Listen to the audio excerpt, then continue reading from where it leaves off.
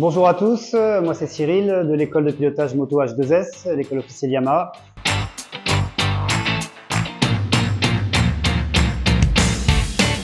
Donc là on vous a dessiné une trajectoire dans un virage à droite à rayon constant.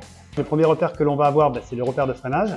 Ensuite on va avoir le point de déclenchement qui est vraiment l'endroit où on va commencer à incliner la moto pour pouvoir la faire tourner. Le fameux point de corde qui est le point le plus important dans le virage, qui est l'endroit où on est le plus à l'intérieur du virage et le plus lent dans le virage.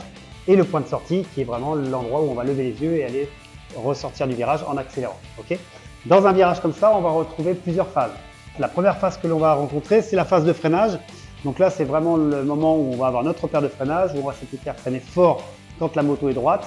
Et plus on va se rapprocher du point de déclenchement, plus on va commencer à relâcher les freins pour ensuite rentrer sur du freinage dégressif, qui va être vraiment le moment où on va commencer à incliner la moto. Et plus on va incliner la moto, plus on va relâcher les freins progressivement. Ces deux actions doivent être synchronisées pour pouvoir rentrer dans un virage en toute sécurité. La phase que l'on va rencontrer après, c'est la phase neutre. C'est une phase aussi qui est très importante. C'est l'endroit où on a lâché les freins, on n'a pas encore accéléré. Et c'est dans cette phase-là qu'on va mettre le maximum d'inclinaison pour pouvoir faire tourner notre moto le plus vite possible. Plus on va incliner rapidement la moto, plus elle va tourner vite et donc mieux on sera placé au niveau du point de corde. Ça, c'est vraiment important. À partir du premier tiers de virage, on a besoin de garder un peu de vitesse, donc on va remettre le filet de gaz.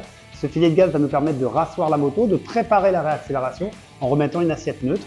Et à partir de la corde, notre moto doit avoir complètement fini de tourner, donc on doit avoir l'alignement des roues en direction de la sortie. Si à la corde vous vous retrouvez avec la moto qui n'a pas suffisamment tourné, vous allez être obligé de continuer de mettre de l'angle dans la phase d'accélération et là automatiquement on se met en danger. À partir de la corde, on part du principe que le virage est terminé et qu'on va pouvoir réaccélérer progressivement en relevant la moto, en allant chercher le point de sortie. Si vous faites exactement toutes ces phases-là, vous pouvez prendre un virage en toute sécurité.